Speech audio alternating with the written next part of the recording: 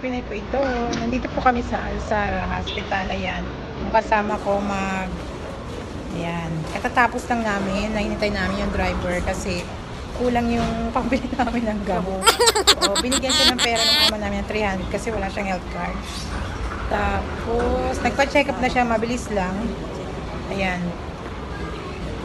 Hintay namin yung driver kasi pagkatapos ito, pupunta pa kami ng dito sa Rawat para mamili ng mga gagamitin namin o sa supermarket dahil meron kaming bisita mamaya. Darating yung lola, saka yung tita niya. Yun. Mamaya na lang. Salamat po. Ayun, tapos na yung namin. Dalawa lang yung biniling gamot kasi kulang pa ng isa. Kulang yung binigay ni tatay na pera. Yung amo namin yan. Ayan. Meron siyang dry cough. Allergy. Ang tag dito, ang consultation fees 158 real. Pag wala kang health card. Hintayin na lang namin yung mamaya yung pangalan nito, yung driver. Tapos alis na kami. Papabili namin yung isang gamot. Ayan. Saan mo yan yung mga bag na mga bigat? Ayan, dito yung marami dito mga bigla, mga bag ba to? Ayan, may Five Guys, pagkain din yan. Yan, mga restaurant. Ayan o, malaki ng mga bahay na. Yung mga ganyan bahay yan.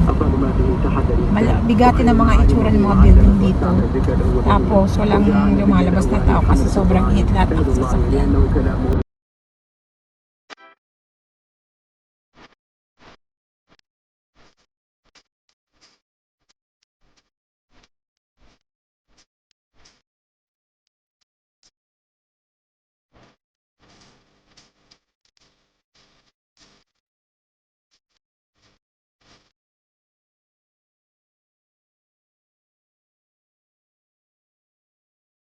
Ayan, nakauwi na kami. So, wala pa kasing pera yung driver pala. So, hingi pa dun sa aming, tawag dito, manager. Para, tawag dito, may bisita kasi, bibili kami ng mga gagamitin. So, hindi na kami natuloy pumunta. Nandito na kami sa kwarto, ayan o. Tapos, kulang pa yung isang gamot niya, hingi pa dun sa manager ng pera. Ito, ang ganap naman namin ngayon, pagkatapos namin pumunta sa Hospital ni Noren. Ayan, meron kaming bisita yung lola. Ito, busy sa pag-aalaga ng mga naka-uniform kami ngayon. Ayan. Ito, yung lalagyan na ng gawa, Arabic coffee. Ito, extra. Ito naman yung mint. Tag dito, yung isip-isip. Tea with mint. And this one, regular tea. Tapos, ito naman, dito yung, anong lalagyan mo dito, no? Tamar. Isang tamar. Ano yung tatlo na yun? Tamar na yung diminis ko sa tukan. Tamar na yung... Ito yung tawag dito, yung tamar or dates. Tapos, ito yung mga iinuman ng Arabic coffee.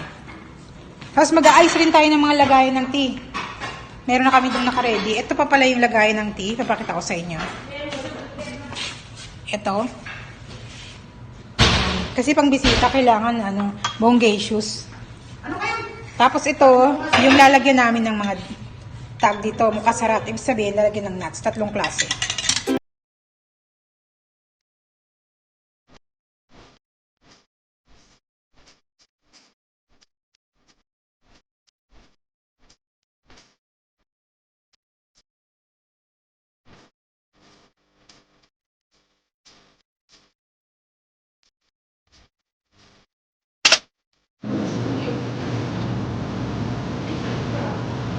Video. Mapi bad. Bas mapi po.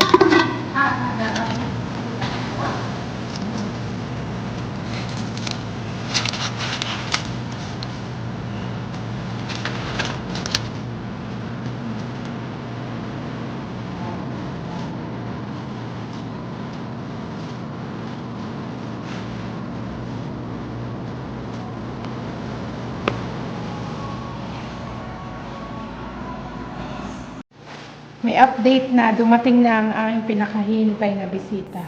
Alam nyo ang update ulit? Ang dami namin ginawa na kung ano-ano, anik-anik. Ayan o. Ayan. Ayun, may shorba pa. Tapos, 2 lang ang kakain. Alam nyo yun? Ang dami namin pinaghirapan. Ayun. Ay nako. Dami namin. Sige na, magsiserve na kami. Time check, 10:05. Update. Dalawa pala bisita.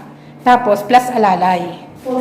Kaya, kahit pa paano, masusulit din pala ang pagod namin. Yay! Pero, nga na, alas 10 na. Nandito pa rin kami. Ako mag-duty pa ako. Tuloy-tuloy ako. Bukas na ako ng alas 8 ng umaga. Abangan, bukas. Grabe, bangengi na ako. Grabe. Tapos bukas, merong sikretong malupit pa pala. Hanggang pa morningan. Ay, hindi na kayo mag-duty ng ganun. Wala kami. Hindi na kaya. Kung kami magkasakit, hindi na kami cargo. Buti kung, ano kami, call center? Ay, nako. Makainom na nga lang ng Arabic coffee. Para gumising-gising ang natutulog kong diwa. Pag tapos na silang kumain, kukunin na. Ito pa pala, meron pa palang isang pahapon. Ito, plangganan pang hugasan sa atin. Ganito kakapal. Mabigat siya para pag nag-serve ka. Ay, magawa na muna tayo. Kasi Yan. Malaking planggana, flat na aluminum. Pero mabigat siya. Hindi siya basta aluminum lang na manipis. Diyan ilalagay yung mga pagkain para madali i-serve. Malaking tray na. madami kami Alam mo pagkain yun. bukas. Ay, sa Lubis. No? Hello, andito ulit habang naghihintay na matapos silang kumain or dumating isa pang bisita. Ayan, maggagawak ako. Ang laki ng lalagyanan ko. Dapat maliit lang yung pinjal lang. Tinatawag na pinjal. Ganun lang siya kaliit. Kaso, kulang sa amin yun. Gawang yan. Pakikita ko sa inyo kung anong itsura. Yan, madilaw-dilaw. Ang nito, ang ingredients nito is habang sinasalin ko. Yan, ganito. Ito ordinary lang to. Dito, yung mga pang-ordinaryong tao lang ang gumagamit ng ganitong lalagyan. Pero mahal rin to maabot ng 50, 30 ang isang lalagyan.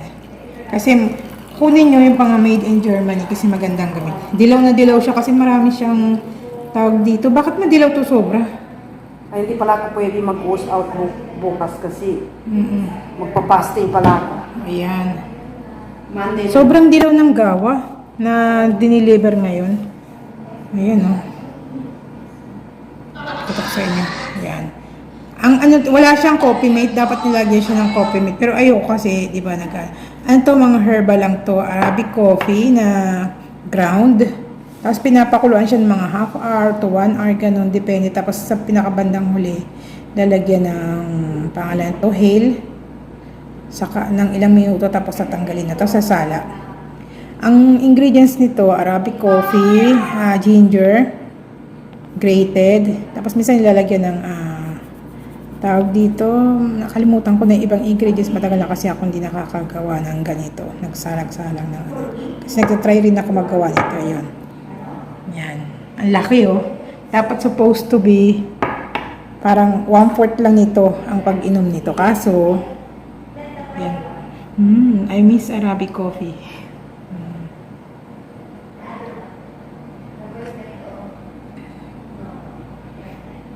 Pag nasanay ka sa Saudi, hanap-hanapin mo na yung pagkain. Hindi mo nakakain sa Pilipinas. Kaya ganito. Kung nagtatrabaho ka sa bahay or sa mga na kumakain talaga ng mga Arabic foods. Pero kung hindi, kung Pilipino ka lang na nasa company, hindi nila titikman yung mga Arabic foods. Bibihirang-bihira. Yan. Ang tapang ng gawa, kaya pala sobrang dilaw. Kasi pinagawa namin to sa mismong gawa G, yung mga lalaking umiinom dito. Kasi may iba't ibang klase ng gawa, iba-iba yung nagtitimpla, iba-iba yung nilalagay. Merong naglalagay ng coffee mate, merong wala. Merong may naglalagay ng mint, di ba? Merong wala, ganun. Tapos merong iba yung hindi masyadong nilalagyan ng mga hell na sobra. Merong konti lang nilalagyan yung dilaw na Nakalimutan ko na ibang ingredients kasi may Miss Marian, may mismar pa to, tapos merong saffron. Yun. Marami siyang saffron kaya sa sobrang dilaw. Kasi pang lalaki nga itong gawa na to. Pina-order lang namin kasi wala kaming ingredients dito.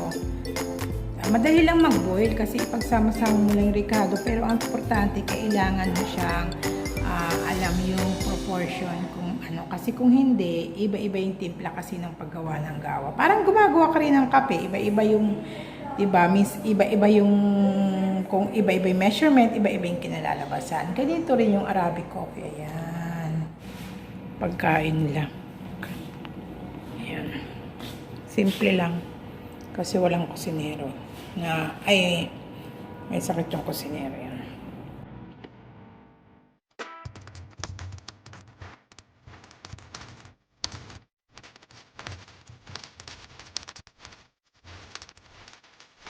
Nandito ako sa kwarto ko para magpalit lang. Ayan, nakapantulog na ako. Pero hindi ako matutulog sa kwarto ha. Matutulog ako, babalik ulit ako sa duty kasi ako yung matutulog ngayon sa amo. Namimiss ko yung kama ko. Bukas na ako ng alas 8 ng umaga, babalik ulit sa kwarto. Tapos magkakaroon lang ako ng short nap. Tapos ang next duty ko is 1 o'clock naman. Ganun yung duty namin pagka matutulog. So, babalik na ako, mamaya ngarag na. Pero ganun talaga ang duty. Mahigit 24 hours pala ang duty ko ngayong araw na ito kung tutuusin. Natambay-tambay lang. Pero ngayon talagang sulit ang araw namin mula sa pagsama sa ospital hanggang magkaroon ng bisita at hanggang sa pagtulog sa pagbantay kay amo. Bali, hello. Dito na ako sa may salon. Ayan. Dito ko muna ako pansamantala magtatambay. Yun. Madilim na kasi matagta yung ilaw. Yan. Tapos sa loob, ayan doon. Madilim na. Doon ako matutulog. Tapos sa loob na doon si amo. Bali doon lang ako sa gitna. Hinahan ko lang kasi para hindi makarinig si amo. Yun. Bukas na ako uwi. 8:30.